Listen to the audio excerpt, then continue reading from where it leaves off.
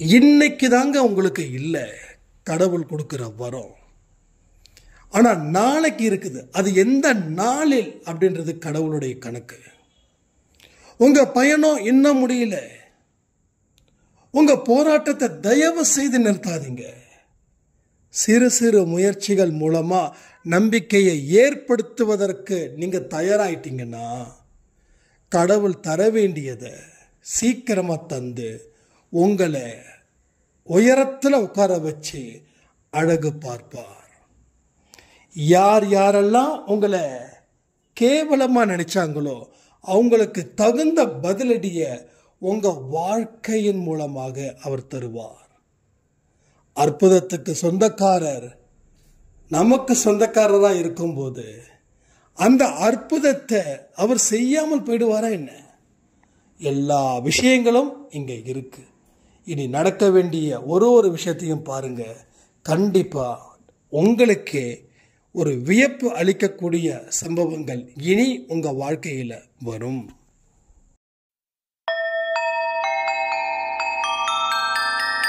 ஓம் சாயிரா சாயிரா, ஓம் சாயிரா சாயிரா, ஓம் சாயிரா சாயிரா, அன்பே சாயிரா, பேரன்பே சாயிரா, அகிலம் தளிக்க ஆத்மா விழிக்க அனுதினம் சாயிரா, எங்கள் அன்பே சாயிரா.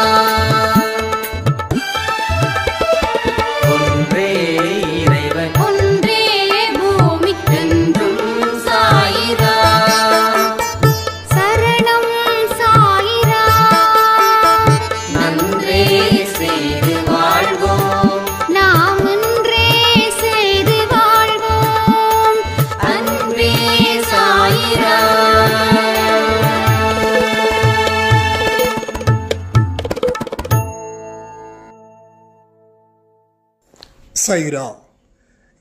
என் உயிரின் உயிரானவர்களே, கொஞ்சம் பொறுமையாகவே இருங்க.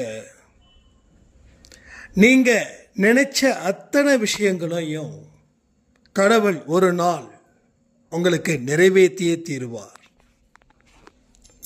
ஒன்றும் இல்லை, எல்லா விஷயத்துக்குமே காரணம் இருக்கு. 2020 இருந்து ஒரு சாய்ராமுக்கு அடி மேல அடி,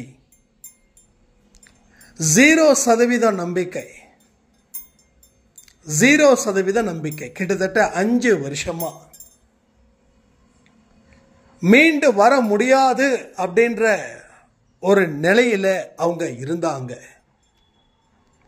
கடவுள் மேல நம்பிக்கை இல்லை, மனுஷங்க மேல நம்பிக்கை இல்லை, உறவுகள் மேல நம்பிக்கை இல்லை, தன் மீதும் நம்பிக்கை இல்லை.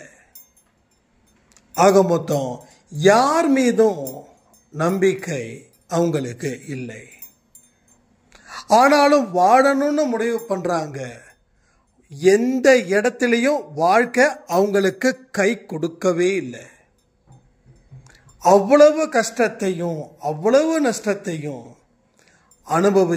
அனுபவிச்சு வாழ்க்கைய முடிக்கலாம் அப்படின்ற ஒரு தீர்மானத்தை வச்சு அவங்க எல்லா விஷயத்தையும் இழக்கிறாங்க ஒவ்வொன்றா.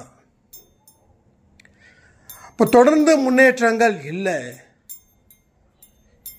திருமண பக்கம் எல்லாம் இருட்டு, திருமண பக்கம் எல்லாம் நம்பிக்கை மோசடி எல்லாமே இருக்குது. வாழ வேண்டிய கட்டாயம், வாழ்ந்தே ஆகணும், வேறு வழி இல்லை. அந்த நிலையில அவங்க நம்ம அன்பே சாய் குடும்பத்துக்கு என்ட்ரி ஆகுறாங்க. என்ட்ரி ஆனவங்க 6 மாசம் அடிக்கடி ஆடியோ அனுப்பிக்கிட்டே இருப்பாங்க, அழுவாங்க, நாம பதில் கொடுப்போம், பதிவுகளையும் கேட்பாங்க, மறுபடியும் அன்பே சாயை விட்டு விலகுவாங்க, மறுபடியும் சேருவாங்க, மறுபடியும் விலகுனாங்க, மறுபடியும் சேர்ந்தாங்க. சேர்ந்ததுக்கு அப்புறம் இந்த நிமிஷம் வரைக்கும் விலகவே இல்லை. அதனால என்ன ஒரு விஷயம் நடந்துச்சு அப்படின்னா, மனசை முதல்ல தயார் செய்தாங்க, வழியை அதுக்கப்புறம் தயார் செய்தாங்க, அந்த வழியில் பயணத்தை மேற்கொண்டாங்க. இன்னைக்கு வெற்றிகரமான ஒரு செய்தியோட வாழ்ந்துகிட்டு இருக்காங்க. கடவுள் அற்புதத்தை உடனே நிகழ்த்த மாட்டார். 2 நாளைக்கு முன்னாடி நான் ஒரு சாய்ராம் கிட்ட பேசும்போது, அவங்க எனக்கு ஃப்ரெண்டு. அப்போ அவங்க சொன்னாங்க, சந்தோஷ், வாழ்க்கையில் நீ எவ்வளோ கஷ்டப்பட்ட அப்படின்னு எனக்கு தெரியும். 2016, 17 எல்லாமே உன்னை நினச்சி நான் ரொம்ப ஃபீல் பண்ணேன். ஆனால் இன்னைக்கு இப்படிப்பட்ட ஒரு வாழ்க்கையை வாழும்போது உண்மையிலே சொல்கிறேன், ரொம்ப சந்தோஷமாக இருக்குது. மனசளவில் நான் ரொம்ப ஹாப்பியாக இன்னைக்கு இருக்கேன் அப்படின்னு சொல்லிட்டு கூடுதலாக ஒரு விஷயத்த சொன்னாங்க. அன்னைக்கு நீ கஷ்டப்பட்டன்னு சொன்னதுக்காக கடவுள் ஒரு வெற்றியை கொடுத்துருந்தாருன்னா இன்னைக்கு இந்த இடத்துக்கு வந்திருக்க முடியாது. அன்னைக்கு நான் என்ன செஞ்சேன், ஒரு லோன் வாங்கி வியாபாரம் ஆரம்பித்தேன்.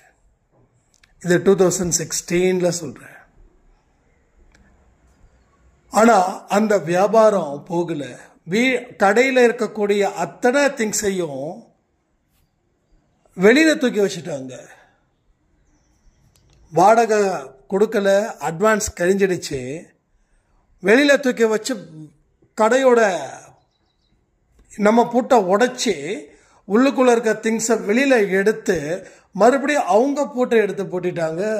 பக்கத்தில் இருக்கக்கூடிய கடைக்காரங்களாம் சொன்னாங்க, நீங்கள் போலீஸில் கம்ப்ளைண்ட் பண்ணுங்க, உங்களுடைய பூட்டை இவங்க உடைச்சி உள்ளே இருக்கக்கூடிய கேஷையும் லேப்டாப்பையும் எடுத்துட்டாங்கன்னு சொல்லி கம்ப்ளைண்ட் பண்ணுங்க அப்படின்னு சொன்னாங்க. நாம் அந்த இடத்த எதுவும் செய்யலை. அன்னைக்கு பொறுமையோடு இருந்தோம். கடவுளே, இதை நீ பார்த்துக்கிட்டு தான் இருக்க, பார்க்காம இல்லை. ஆனால் பார்த்துட்டும் நீ சும்மா இருக்கன்னா அதில் ஏதாவது ரகசியமோ அதிசயமோ இருக்கும். அதனால் நான் அந்த வெளியில் கடந்த பொருளை ஒரு மினிடோர் எடுத்துகிட்டு வந்து அதை கொண்டு போய் வீட்டில் கொண்டு போய் வச்சுட்டேன். இப்பயும் அந்த பொருள் இருக்குது. அப்போது அன்னைக்கு அந்த வெற்றியை கடவுள் கொடுத்துருந்தாருன்னா, லோனெல்லாம் வாங்கி வியாபாரம் பண்ணுறான், ஓகே, இவனுக்கு வெற்றி கொடி காட்டிடலாம் அப்படின்னு வெற்றி கொடி காட்டி இருந்தால் இன்னைக்கு அதே ஊரில் ஏதோ ஒரு அளவுல வாழ்ந்திருப்பேன். ஆனால் அங்கே வெற்றி கொடி காட்டல, அங்கே சிகப்பு கொடி தான் பறந்துச்சு, கருப்பு கொடி தான் பறந்துச்சு.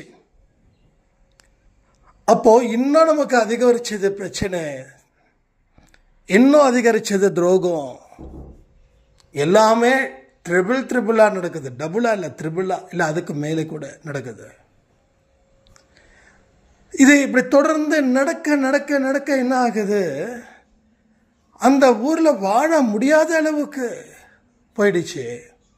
வேற ஒரு ஊருக்கு வந்து 6 மாசம் கஷ்டப்பட்டு இன்னைக்கு நமக்குன்னு ஒரு இடத்த சாய்ப்பா கொடுத்துருக்காருன்னா, அவர் ஒரு விஷயத்தை உடனே கொடுக்க விருப்பம் இல்லைன்னா அவர் இன்னும் கொஞ்ச நாள் கழிச்சு கொடுக்க போறாருன்னு அர்த்தம். அன்னைக்கு 10 ரூபா கொடுத்துருப்பாரு, ஆனால் இன்னைக்கு எவ்வளோ தெரியுமா கொடுத்தாரு, 1000 ரூபாய் கொடுக்குறாரு. அப்போ அந்த 10 ரூபா அது வழக்கம் போல ஒரு விஷயமா போயிருக்கும். அப்போ இன்னைக்கு 1000 ரூபாய் கொடுக்குறாருன்னா அது எத்தனை 10 ரூபா சேர்ந்தது, ஒரு 1000 ரூபான்றதை யோசிச்சு பாருங்க. அந்த நிலைமையில தான் கடவுள் நமக்கு எல்லாருக்கும் அதே ஃபார்முலா அப்ளை பண்ணி தான் எங்க தரார். அதே ஃபார்முலா, அதில் எந்த சந்தேகமும் இல்லை, இல்லை, இல்லவே இல்லை. ஸோ இதை நீங்கள் நல்லா தெளிவாக புரிஞ்சுக்கோங்க. எந்த அளவுக்கு பொறுமையாக இருக்கோமோ அந்த அளவுக்கு ஆசீர்வாதமும் அதிகமாக இருக்கும். அப்போ அந்த அம்மா சொன்ன ஒரு விஷயம் என் வாழ்க்கையை அப்படியே நினைச்சு பார்க்க வச்சது. அப்போ கண்ணுக்கு எட்டின தூரம் வரைக்கும் இருட்டு, ஒரு இடத்துல கூட வெளிச்சம் இல்லை. அந்த இடத்துல நமக்கு என்ன நம்பிக்கை வந்திருக்கும்? ஏதாவது நம்பிக்கை வந்திருக்கும். ஸோ எந்த ஒரு நம்பிக்கையும் அந்த இடத்துல வந்திருக்காது. அப்போ எல்லா கஷ்டமும் எல்லா துரதிர்ஷ்டங்களும் அந்த இடத்துக்குள்ளேயே தானே இருக்கும். அப்போ நம்பிக்கையை ஏற்படுத்துகிற மாதிரி நாம சில செயல்களை செய்யும்போது அது வெளிச்சத்துக்கு ஒரு வழியா உங்களுக்கு மனதில் நல்ல ஒரு எண்ணங்களை அது உருவாக்கும், அது ஏற்படுத்தும். துணிந்தவனுக்கு வாழ்க்கையை ஈஸியா வெல்லலாம், திக்கற்றவருக்கு தெய்வமே துணை. இந்த 2 வார்த்தைகள் உங்க வாழ்க்கையே மாற்றும். துணிவே துணைன்னு சொல்லுவாங்க, கரெக்டா? திக்கற்றவருக்கு தெய்வமே துணை. துணிஞ்சிடு, தெய்வம் நிக்குது. தெய்வம் நிக்குது. தெய்வம் உன்னை ஆதரிக்கும், அரவணைக்கும், உன்னை வாழ்த்தும். நீ செல்லும் பாதையில அத்தனை இடத்துலையும் மங்கலான வெளிச்சத்தை காண்பிக்கும். அந்த வழியில நீ டிராவல் பண்ணு, ஒரு பிரம்மாண்டமான வெளிச்சத்தை நீ காண்பாய். பிரம்மாண்டமான வெளிச்சம், மங்கலான வெளிச்சம் இல்லை, பிரம்மாண்டமான வெளிச்சம். அப்போ சின்ன வெற்றி இல்லை. உனக்கு யார் சொன்னா சின்ன வெற்றி? பெரிய வெற்றி காத்திருக்குது. பெரிய வெற்றி உன்னை நோக்கி வருது. ஆனா நீ முன்னேறுவதற்கு உண்டான வழிகளை மட்டும் பாரு, பின்னாடி தங்கிடாத. கண்கள் உனக்கு முன்னாடி இருக்கே தவிர பின்னாடி இல்லை. பின்னாடி திரும்பி பார்க்காத. பின்னாடி திரும்பி பார்த்தா கசப்பு தான் ஜாஸ்தியா இருக்கு. முன்னாடி திரும்பி பாரு. பாலைவனம் பாலைவனம் சோலைவனமா மாறுவதை காண்பாய். கடவுளுடைய வார்த்தைகள், கடவுளோட மொழிகள், கடவுளுடைய வழிகளை ஃபாலோ பண்ணும்போது ஆரம்பத்தில் கொஞ்சம் கஷ்டம்தான். ஏன்னா நமக்கு பிடிச்சதையெல்லாம் விடணும், ரொம்ப கஷ்டம். இதெல்லாம் விடணும்னா நமக்கு அதெல்லாம் ரொம்ப பிடிச்சிருக்கும். ஒரு உடம்பு சரியில்லை, ஹாஸ்பிட்டல் போகிறோம், எல்லா செக்கப்பும் பண்ணுறாங்க. உடனே டாக்டர் சொல்கிறாரு, உப்பு, புளி, காரம், ஸ்வீட்டு எல்லாத்தையும் 90% விடணும் அப்படின்றாரு. இதுக்கப்புறம் சாப்பிட்டா என்ன, சாப்பிடாட்டி என்ன? புரியுதா? அப்போ நமக்கு அது ரொம்ப பிடிக்கும். ஸ்வீட் நமக்கு ரொம்ப பிடிக்கும், வேண்டான்னு சொல்கிறாரு. காரம் ரொம்ப பிடிக்கும், வேண்டான்னு சொல்கிறாரு. புளிப்பு ரொம்ப பிடிக்கும், வேண்டான்னு சொல்கிறாரு. அப்போ இதெல்லாம் தியாகம் பண்ணாதான் நீ வாழ முடியுன்ற கண்டிஷனுக்கு பாடி வந்துருச்சு. நீ வாழணும் ஆசைப்பட்டா அதை விட்டுடு. இல்லை என்னமோ ஒரு போகிற போக்கில் வாழ்ந்தா போதுன்னா எடுத்துக்கோ. அப்போ வாழணுன்ற ஆசைப்பட ஆரம்பிச்சுட்டா எல்லா விஷயத்தையும் ஒதுக்கிடுவோம். எதெல்லாம் நமக்கு உடம்புக்கு பிரச்சனை தருதோ அதே போல வாழ்க்கையில இருந்த பிரச்சனைகளை இருந்து மீண்டு வரணும் அப்படின்னா என்ன செய்யணும்? மோசமான விஷயத்தை விடணும். ஆனா அது மோசமான விஷயம்தான், ஆனா விட முடியாத அளவுக்கு அதுல சந்தோஷம் இருக்குது. அப்ப நான் எப்படி விட முடியும்? காலையில 4 மணிக்கு ஆரத்தி எடுக்க சொன்னா 4 மணிக்கு தூக்கம் பயங்கரமா இருக்குது. 12 மணிக்கு வராத தூக்கம், 1 மணிக்கு வராத தூக்கம், 4 மணிக்கு கண்ணை திறக்க முடியல சாய்ராம். கண்ணில் ஏதோ மண்ணள்ளி போட்ட மாதிரி இருக்குது சாய்ராம். அப்போ 4 மணிக்கு எழுந்திருக்க முடியலன்னா நம்ம எத்தனை மணிக்கு தூங்குறோம்? 12, 1. இது தூங்குற நேரமா? இதை நம்ம சொன்னா எனக்கு திட்டு விடும் அன்பே சாய் குடும்பத்தில். ஏன்னா நிறைய பேருக்கு என்னுடைய ரொட்டீன் என்னன்னு தெரியும். நான் மாத்திக்கிட்டு தான் இருக்கேன். அவசியம் இருந்தாதான் கண்ணு முழிக்கிறேன், இல்லைன்னா 11 மணி என்னோட லாஸ்ட் டைம் ஹவர்ஸ், அதோட நான் தூங்க முயற்சி பண்ணுறேன். முயற்சி பண்ணும்போது வெற்றியும் அடைகிறேன். சில நேரத்தில் 2 மணி 3 மணி 4 மணி ஆயிடுது. இதுதான் பிரச்சனை. அப்போ வாழ்க்கையில் வாழணும், வெளிச்சத்தை பார்க்கணும், ஆசைப்படுங்க. நீங்க அந்த ஆசை தான் உங்க வாழ்க்கையில நிறைய எண்ணங்களை கொண்டு வந்து சேர்க்கும். ஏற்கனவே சேர்த்த எண்ணங்கள் இருக்கே, அது வாழ்க்கைய மோசம் பண்றதுக்கும் இருக்கிறது அத்தனையும் புடுங்கிட்டு போறதுக்குமானது. இப்போ அதை விட்டுட்டு இதை எடுத்துட்டோம் அப்படின்னா வாழ்க்கையில என்னென்னலாம் கிடைக்கணும்னு நாம நினைச்சோமோ அத்தனையும் நமக்கு கிடைக்கும். ஒரு பெரிய ஒரு வாழ்க்கையையும் நாம் வாழுவோம், நாம் சரித்திரம் படைப்போம். அப்போ சின்ன சின்ன நம்பிக்கைகள் என்னென்னலாம் இருக்குது. முதல்ல நீங்கள் உங்களை தயார் செய்கிறீங்க. ஒரு சின்ன சின்ன விஷயத்தை கையில் எடுக்கிறீங்க. கையில் எடுக்கக்கூடிய விஷயத்தை சிறப்பாக செய்கிறீங்க. சிறப்பாக செய்து வெற்றி காண்கிறீங்க. இப்போ ஒரு படி ஏறிட்டீங்க. அந்த ஒரு படியில கொஞ்ச நாள் டிராவல் பண்றீங்க. அடுத்த படி தான் உங்க டார்கெட். ஏறின படியா ஏறியாச்சு. அப்போ அடுத்த படிக்கு அதுக்கு என்ன முயற்சிகள், அதுக்கு என்னெல்லாம் தியாகம் செய்யணும், அதற்கு எந்த மாதிரி உழைப்புகள், அதற்கு எந்த மாதிரி எண்ணங்கள், இதையெல்லாம் சரி பண்ணி 2வது படிக்கட். அப்போ அங்க கொஞ்ச நாள் ஸ்டே பண்றோம். அடுத்தது 3வது படிக்கட். இப்படிதான் சின்ன சின்ன நம்பிக்கைகளை ஏற்படுத்தி அதுல வெற்றிவாக சூடி மனதில் இருக்கக்கூடிய அவநம்பிக்கைக்கு குட் பை சொல்லிட்டு நம்பிக்கைன்றதுக்கு வரவேற்று நாம 4வது படிக்கட்டு ஏறுறோம். இப்படி ஒரு படிக்கட்டையும் பொறுமையா நிதானமா நீங்க ஏற ஏற ஏற உங்க வாழ்க்கையில அத்தனை வெற்றிகரமான விஷயங்களும் தொடர்ந்து நடந்துகிட்டே இருக்கும். அதுல மாற்றமே இல்லை. அது எந்த இடத்துலையும் சேஞ்ச் ஆகாது.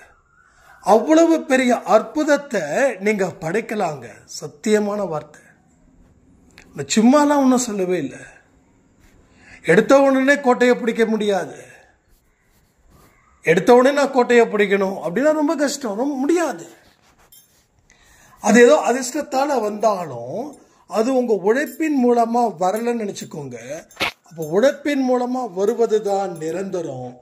அதிர்ஷ்டத்தின் மூலமா வந்தா உங்களை விட ஒரு அதிர்ஷ்டசாலி வந்துட்டானா அவன் உங்ககிட்ட இருக்கிற அத்தனையும் பிடுங்கிட்டு உங்களை அம்போன்னு விட்டுருவான். ஸோ என்னைக்குமே சாயப்பாவோட குழந்தைகளா இருக்கட்டும், அன்பே சாய் குடும்பத்தில் இருக்கக்கூடிய உறவுகளா இருக்கட்டும், அதிர்ஷ்டத்தை நம்பி களத்தில் இறங்காதீங்க. உழைப்பையும் முயற்சியையும் நம்பிக்கையையும் நம்பி களத்தில் இறங்குங்க. இது ஒண்ணுதான் வாழ்க்கையில உயர்வு தன்மையை அடைவதற்கு உண்டான வழிகள். இத தாண்டின எந்த ரகசியமும் இல்லை. வேற ஏதாவது சொல்லுங்கன்னு கேட்டீங்கன்னா வேற எதுவுமே இல்லை. இது ஒன்னே ஒண்ணுதான். முதல்ல சின்ன விஷயத்தை செய்து சாதிச்சிடுங்க.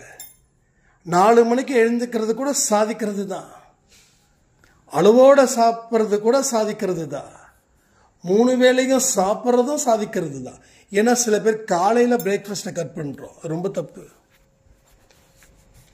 இல்லை இரவு பிரேக்ஃபாஸ்ட்டை கூட தப்பு, கட் பண்ணுறது கூட தப்புக்கு கிடையாது. ஆனால் இரவில் அதிகமாக சாப்பிட்றது தப்பு. அதுவே ஒரு சாதனை தான். நிச்சயமாக சொல்கிறேன்.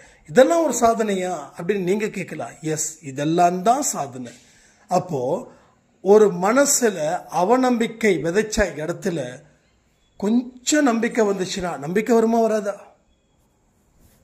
வருமா வராதா? ஒரு விதை போடுறோம், விதை போட்ட உடனே செடி வளரல.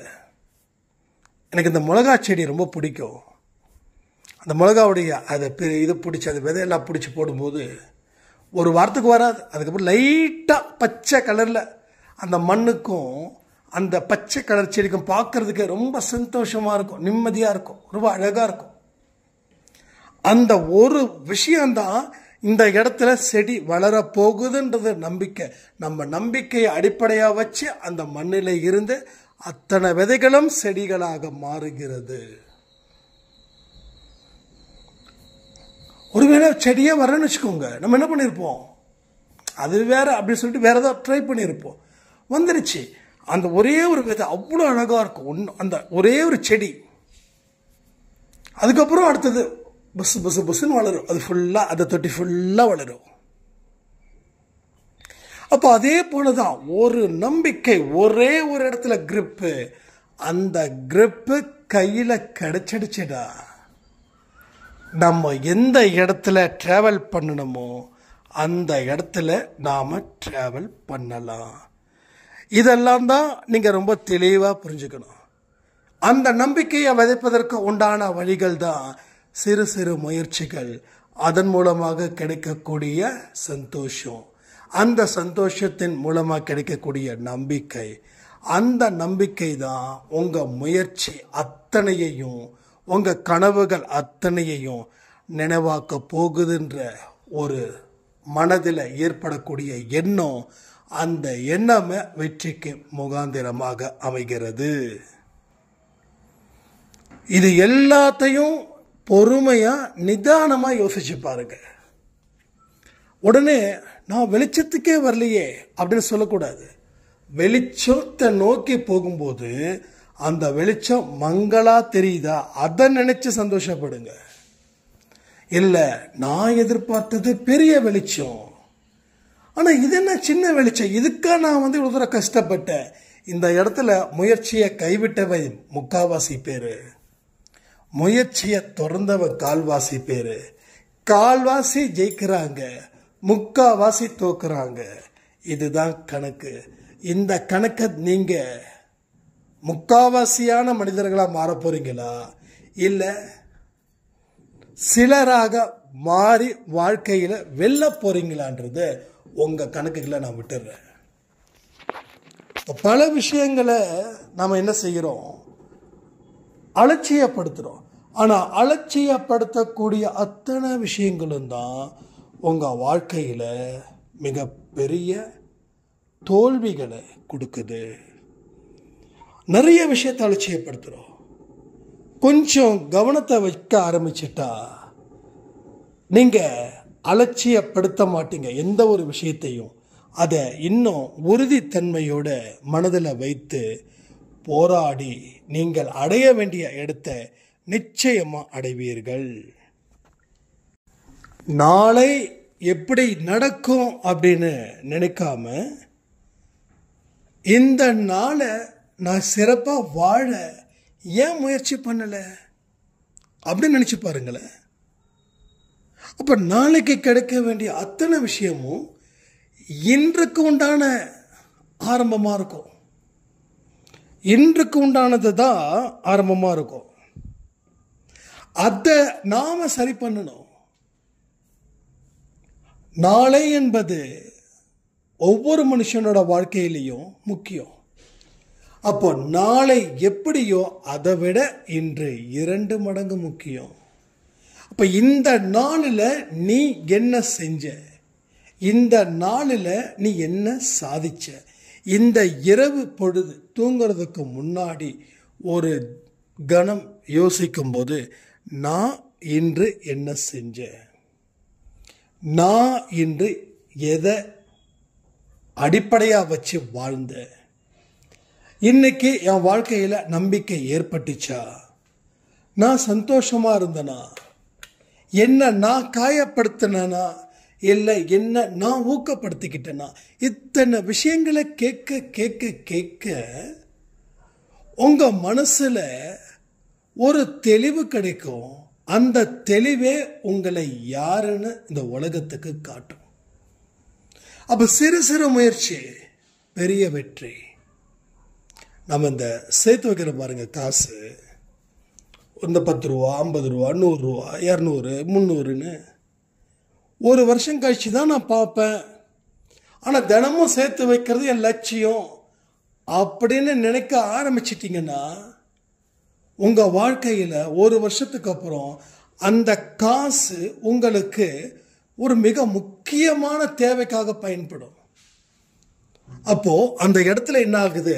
கடன் வாங்கிறது தவிர்க்கப்படுகிறது, நம்ம மானம் காப்பாற்றப்படுகிறது. அப்போ அந்த ஒரு வருஷம் கழிச்சு தான் நமக்கு தெரியும், அப்போ இன்னொரு உண்டியலை சேர்த்து வைக்கலாம் அப்படின்னு. அப்போ அது எப்படி கண்ணுக்கு முன்னாடி உங்களுக்கு ஒரு பெரிய ஒரு வருமானமாக அது கிடைக்குதோ, அது சேர்த்து வச்சது தான், சிக்கனம் பண்ணது தான், ஆனால் அது இப்போ வருமானமாக மாறுது. அதே போல் சிறு சிறு முயற்சிகளை நீங்கள் செய்வதன் மூலம் பெரிய ஒரு இடத்துக்கு நீங்கள் போக முடியும், நீங்கள் வாழ முடியும், நீங்கள் வளர முடியும். ஏன் உங்களால் முடியாது அப்படின்ற ஒரு விஷயமே உங்கள் வாழ்க்கையில் இனி எப்பொழுதும் இருக்காது. அப்போ எனக்கு கடவுள் இப்போ வரைக்கும் எனக்கு சரிப்பட்டு வரலையே அப்படின்னு ஃபீல் பண்ணுறீங்களா என்ன?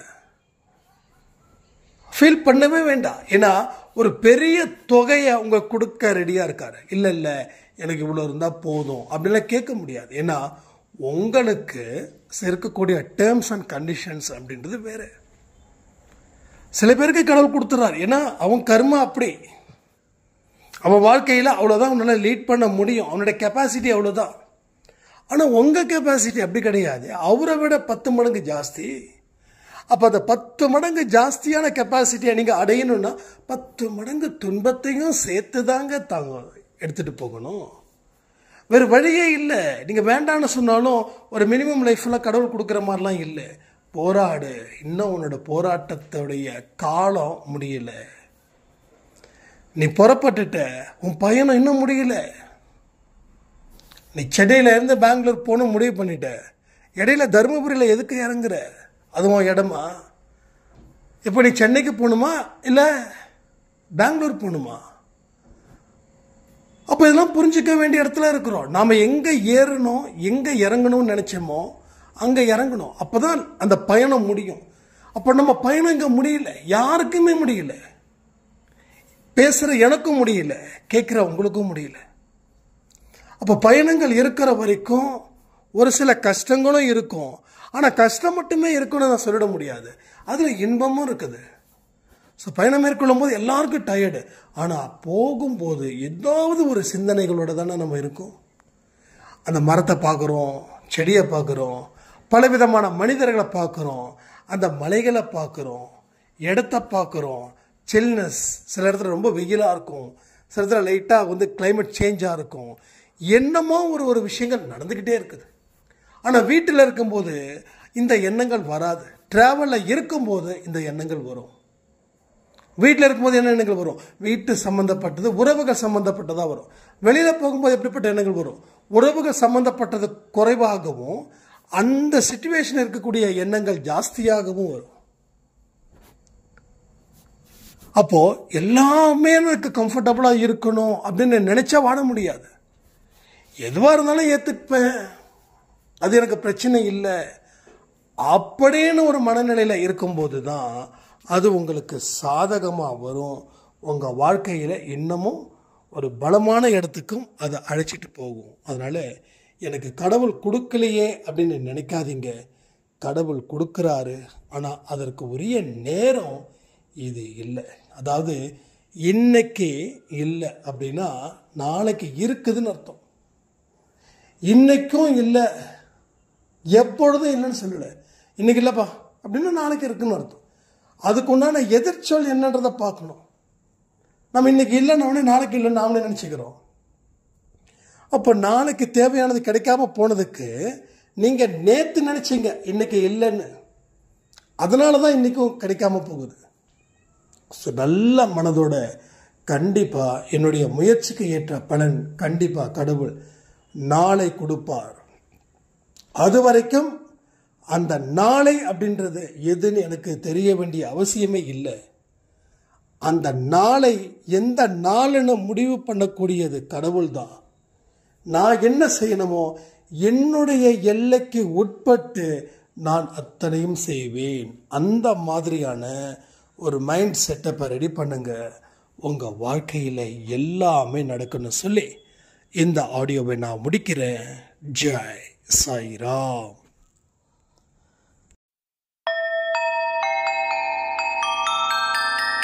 ஓம் சாயிராம்.